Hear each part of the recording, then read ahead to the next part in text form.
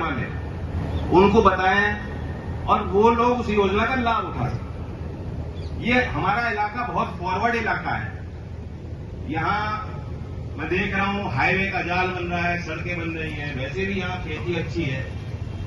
तो जिन पे अच्छी जमीनें हैं उनकी तो मौज हो रही है। परेशान कर दो तुम लोग। और जो छोटे काश्तकार हैं, जो भूमिहीन हैं, बात उनकी है। तो उनके लिए योजना देश में बन रही है, लेकिन वो लाभ नहीं उठा रहे। मैं कल महाराष्ट्र में प्रधानमंत्री जी के साथ प्रधानमंत्री विश्वकर्मा योजना 1 साल से चल रही है। क्या योजना है?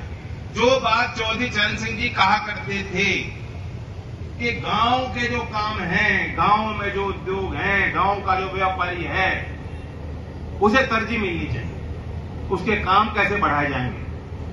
आज आजादी के बाद भारत सरकार ने पहली बार, एक तो चौधरी चरण सिंह जी का समय था और एक अब हुआ कि सरकार ने कहा कि जो काश्तकार है, जो जमीन भूमिहीन जो इन कामों से जुड़ा हुआ है, कुम्हार है, सुनार है, मूर्ति बनाता है, माला बनाता है, खिलौने बनाता है, हाथ से काम करता है, राजमिस्त्री है, नाई है, बढ़ाई है, ये तो सब गांव में मिलते हैं कि नहीं मिलते? आज पहली बार भारत सरकार ने उनके लिए योजना बनाई।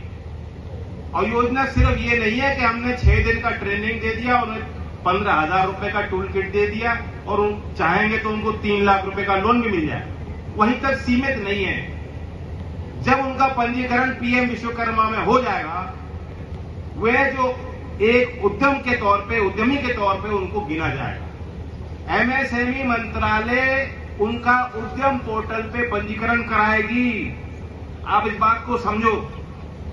जब किसी व्यक्ति का जो छोटा काम कर रहा है उसका उद्यम पोर्टल पे पंजीकरण हो जाता है, वह सिर्फ 1-2 लाख 3 लाख के लिए नहीं, अगर उसे 50 लाख का भी ऋण लेना हो अपने काम के विस्तार के लिए, वो भी रास्ते उसके लिए खुल जाते हैं।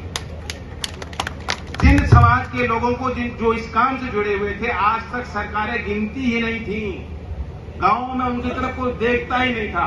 आज उनके लिए इतनी शानदार योजना बनी है। और मैं शामली को देखता हूं, इतनी बड़ी योजना, 20 लाख लोग देश में पंजीकृत हो गए 1 साल में, और सामने में सिर्फ 306 हो पाए।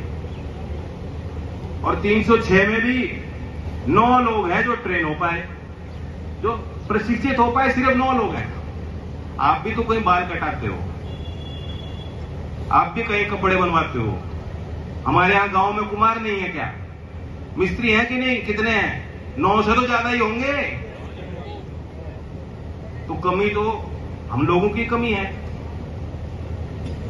तो मैं उसके लिए विशेष कार्यशाला रखूंगा हमारे दल के कार्यकर्ताओं के लिए, सब जिम्मेदार साथियों के लिए। जो भी उसको अटेंड करना चाहता है आके सुन ले। मैं अपने जो अधिकारियों को भेजूंगा, कैसे इस योजना में विस्तार हो, हमारे क्षेत्रों में इसका लाभ लोग उठा पाए। और ऐसा मत सोचना मुजफ्फरनगर का भी यही हाल है, मुजफ्फरनगर का भी यही हाल। तो गरीब के लिए योजनाएं बन रही है, उसका लाभ उठाए। यहां कार्यालय आपने चलाया है, उनके लिए आज तक कोई योजना नहीं थी। हम उनको ये नहीं कह रहे कि जो तुम्हारा काम है हम तुम्हें वो काम करना सिखाएंगे, नहीं। 6 दिन की ट्रेनिंग है, उनके आधुनिकरण के लिए हम एक प्रयास। गांव में व्यक्ति जो हाथ से कारीगरी कर रहा है, वो अपनी चीज को वहां तक पहुंचा सकता है।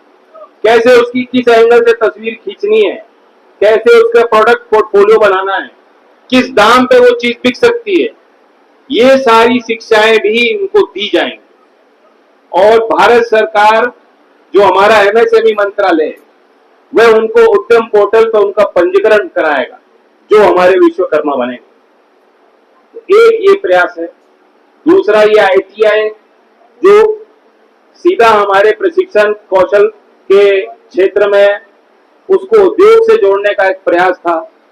काफी समय से ये संस्थाएं चल रही हैं विभिन्न प्रदेशों में, देश में 15,500 ऐसी संस्थाएं।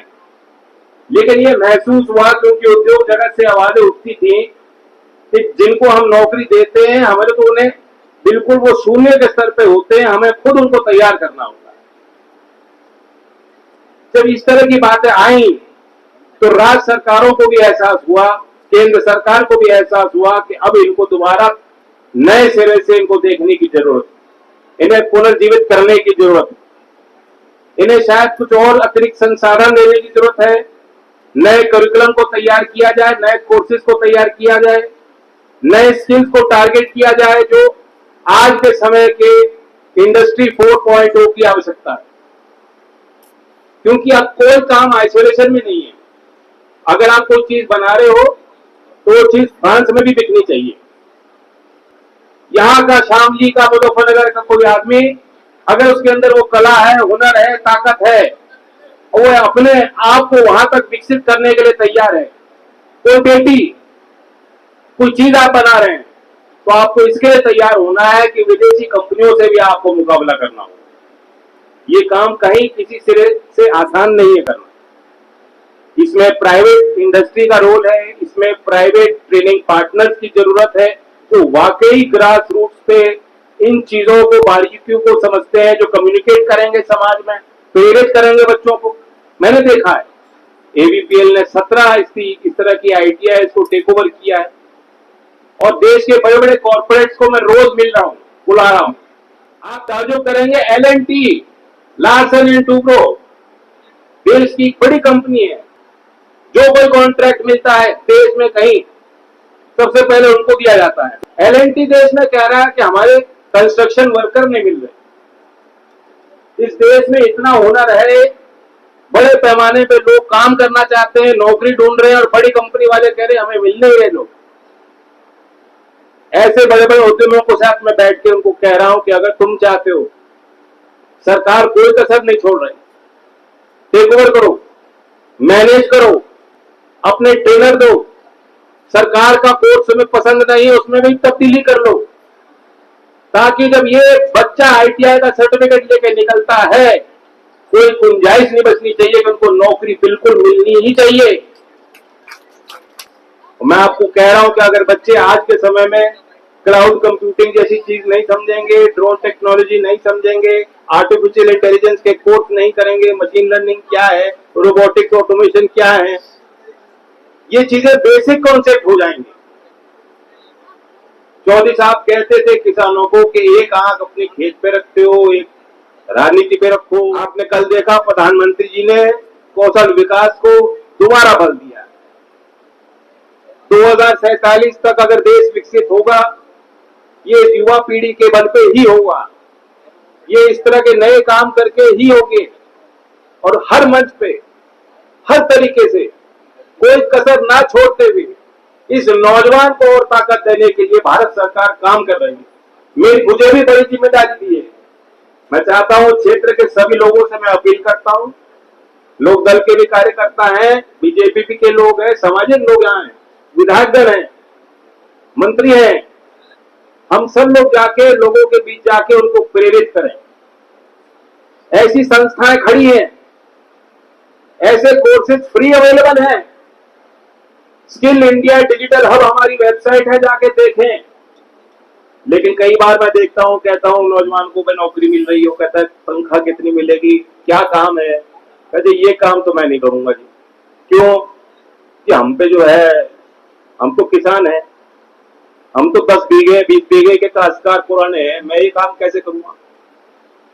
ये जो शर्म है, झिझक है, कोई काम ना छोटा होता ना बड़ा होता।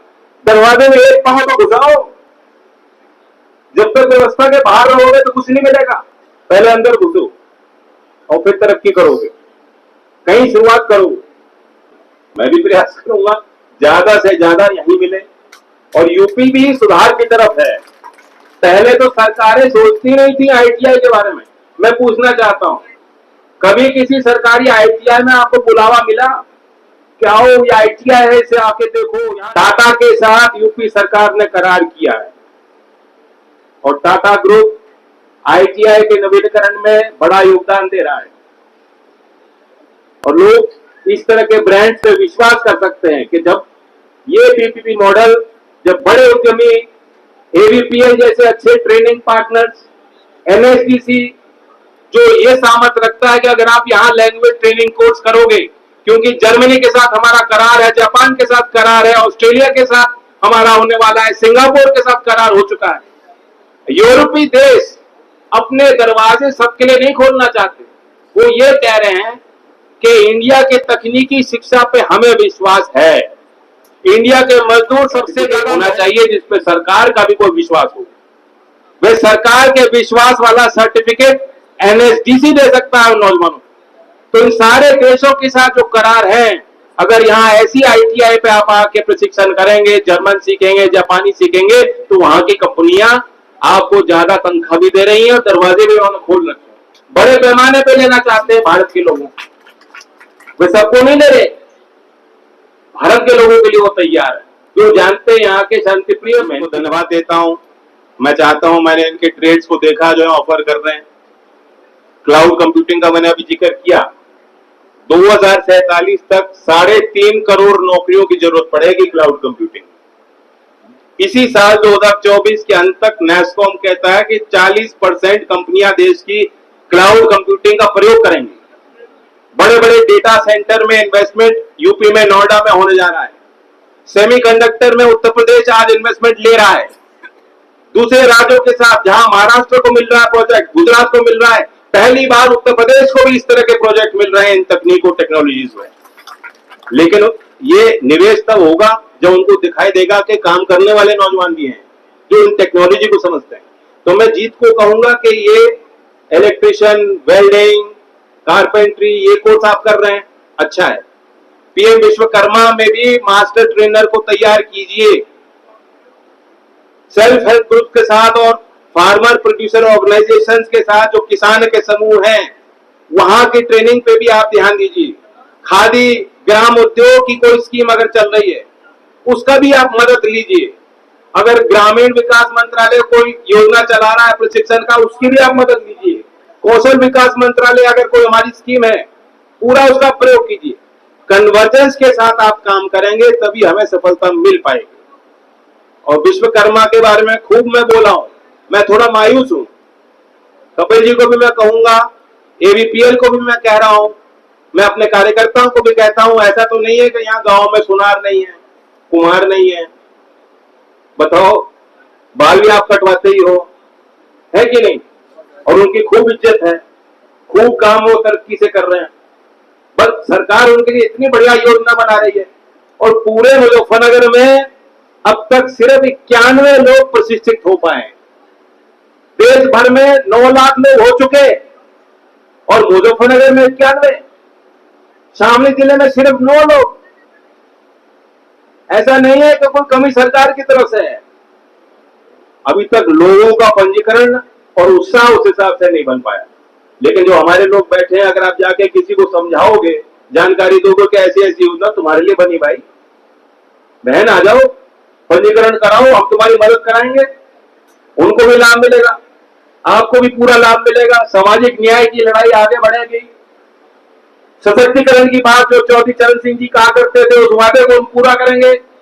और जो भारत सरकार ने आज प्रण लिया है कि विश्वकर्मा समाज जिसकी कोई जाति नहीं है, भगवान विश्वकर्मा से प्रेरणा लेके गांवों के उन कामों को विकसित करने के लिए योजना बनाएगी, उस लक्ष्य को हम पूरा करें। तो मैं एबीपीएल को कहूंगा कि मास्टर ट्रेनर में भी आप हमारी मदद करें, कुछ ऐसे लोगों का कौशल विकास करें, वे जाके और बच्चों को, बेटियों को प्रशिक्षित कर पाए। और जो इस तरह के कोर्सेज, जो और तकनीकी कोर्सेज हैं, वे भी आप बढ़ा के दें। ऐसा कोई काम नहीं कि मुजफ्फरनगर का बच्चा और बेटी ना कर पाए। दुनिया का कोई कोना नहीं जो यहाँ की आवाज नहीं पहुंच सकती। यहाँ के बच्चों में बहुत ज्यादा सामर्थ्य है, बहुत ज्यादा ऊर्जा है। उसे अनुशासन के साथ एक सही दिशा में आप ले जा सकते हैं। बहुत बहुत शुभकामनाएं, धन्यवाद।